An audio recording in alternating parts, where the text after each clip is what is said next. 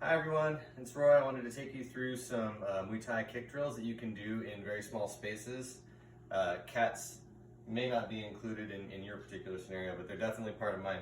As you can see, this is my kitchen. It's not the biggest space in the world, but we can definitely still get some kick drills in and work on some good technique and break good sweat. So we'll get warmed up with some stretches.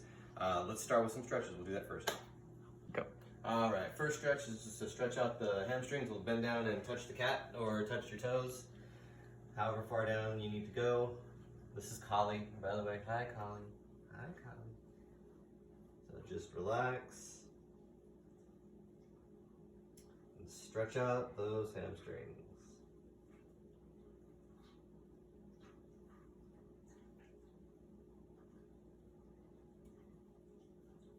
You can set it up. Yeah. After that, we'll go ahead and stretch out our quads. If you need to hold on to a surface, you can hold on to a wall or a fridge or the countertop for stability. Just pull that foot right up against your butt and stretch out your quad. Should do about 20 seconds each side. I'm going to shorten it for the video so you don't fall asleep. And switch.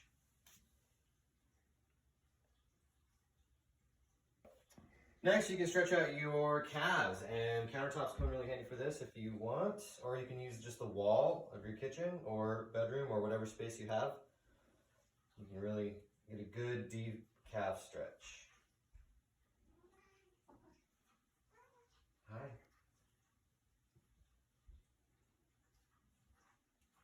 And switch.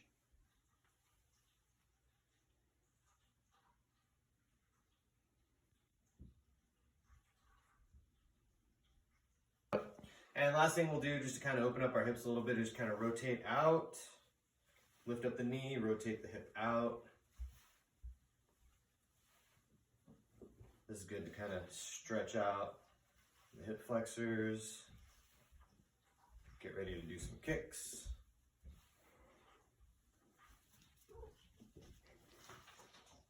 All right. Now to get the blood flowing, after this, we'll do 2 minutes of jumping jacks. So, you ready? Here we go.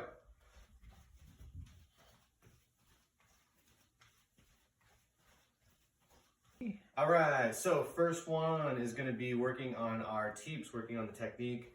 With our push kicks, we're going to use both legs. And I want you to have about a 3-minute round to practice this. So start with your lead leg, and just like we talked about in class, make sure that you lift the leg straight up like you're lifting it up out of a box. Then you push forward and pop your hips as if you were making contact with your opponent's solar plexus, right? So we're gonna practice that movement up and pop and back down. Pop, back down. Up, pop, back down. So I want you to alternate legs also. So front leg, and then rear leg, back down. Front leg, rear leg, front leg, rear leg. And make sure you're avoiding those common mistakes of maybe falling forward. If you throw your teep and you fall forward, you got all that weight on the front leg, it becomes a target and you can't defend. Also, when you throw the rear leg teep, make sure that when you throw it, you can come back into your fight stance. Always keep your hands up. You want to protect your face at all times. And we'll do that for 3 minutes. So up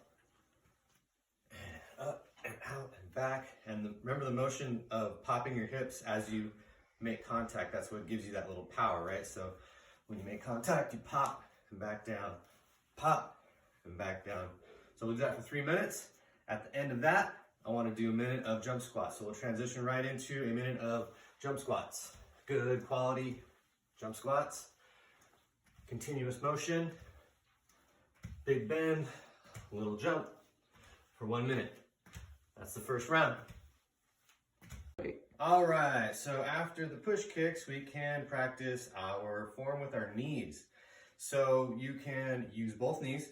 I want you to keep in mind, for good technique, you keep that foot tucked up and in, and you're looking to make contact with this part of the knee, right? So, and that pop of the hips, it applies also. So, up, pop, and back down into place. Pop, and back down. Boom, back down. Same amount of time, 3 minutes. I want you to try your rear knee and switch knee. Remember, the one movement for the switch and the mechanics of the knee are the same. You can also simulate having the tie plumb and pulling your opponent's head down onto your knee. Switch, pull, pull, switch, pull. Make sure after you throw the switch knee that you get back into a good fight stance, right? So switch, knee, back in your fight stance. After the end of the round, we're going to switch to a minute of lunges, alternating lunges. So we'll do a few. Switch, rear, switch, rear, switch, and rear, and a minute of lunges.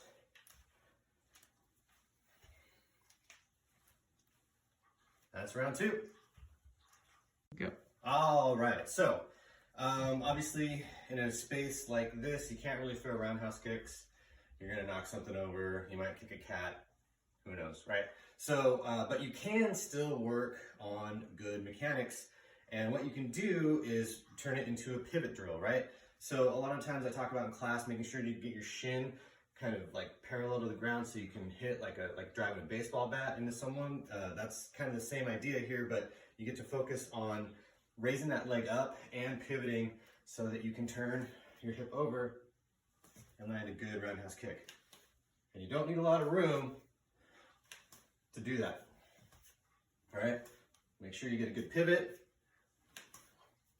If your floor is a little grippy, you could put a sock on. It might help you with the pivot. Luckily, this tile is pretty good for it. So it would be about 1.5 minutes each side for a 3-minute round. You can alternate, and you could also switch. So switch, right? Switch. Make sure that you pivot that plant foot. Switch. Switch. Arm motion, right? You pull the rope with the same side as the leg that you're kicking. And that's the drill, right? So there's an alternative way to do this, but I'll go through a few of this so that I can give you an idea of the form, right? So turn the hip over, get that shin parallel to the ground, get a good pivot, right? And then you can switch, and switch, and switch, and switch. Now, if you happen to have a countertop and nearby or anything that's about waist high, you can do the drill that we do in class all the time, right? Which is the pivot drill, where your partner holds your leg while you pivot. So this is an alternate version of that drill if you want to use a countertop, or if you have a quarantine partner that wants to hold onto your leg, you can do this as well. Remember that where your hands go is important too, because you got to develop that muscle memory so that it becomes automatic. So those are the variations. You can do it just on the ground, or you can use the assist of a countertop or a friend. And we'll end this round with some sumo squats. Sumo is a little wider than your shoulders. Nice deep squat and up. And we'll do that for a minute. And that'll be the end of this round. All right, so the last kick we're gonna go over, today is what I call like a karate style kick. And that's where you lift your leg straight up as if you were going to throw a teep, and you pivot and turn and throw the kick. And you land with the heel of your foot to the person's midsection. So you can do that with your front leg or rear leg. And again, mechanics are knee up, to chamber the kick, you fire, and then back to your stance. Knee up, fire, back to your stance. With the rear leg, knee up, fire, and then back, knee up, and back, knee up, and back.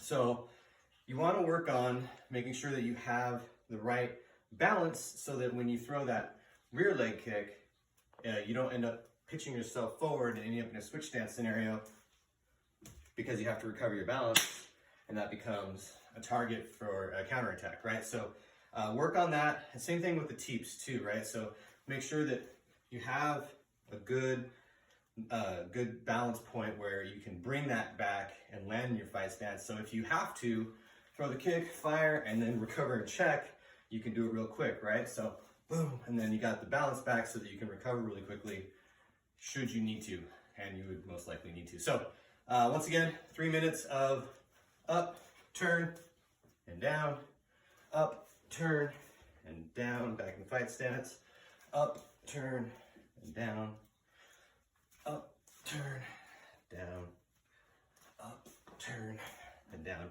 And we're gonna end this one with a minute of high knees. So away we go.